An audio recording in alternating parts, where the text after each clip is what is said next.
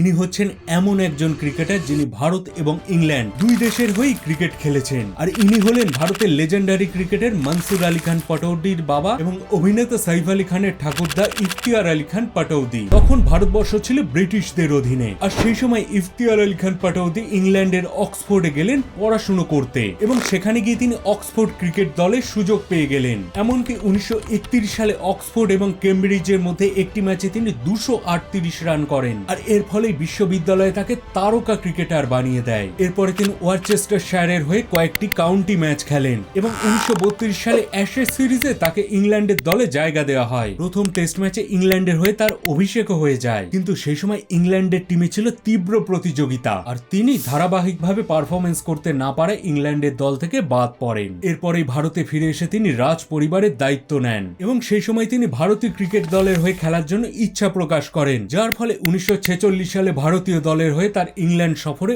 অভিষেক হয়। তিনি ভারতীয় দলের হয়ে 3টে টেস্ট ম্যাচ খেলেছিলেন এবং 74 রান করেন। আর এভাবে ইফতিয়ার আলী খান পাটৌদি ভারত এবং ইংল্যান্ড দুটি দেশের হয়েই ক্রিকেট খেলেছিলেন। এ ব্যাপারে আপনার কি মনে হয় অবশ্যই কমেন্টে লিখে জানান, আর ভিডিও ভালো লাগলে সাবস্ক্রাইব করতে ভুলবেন না।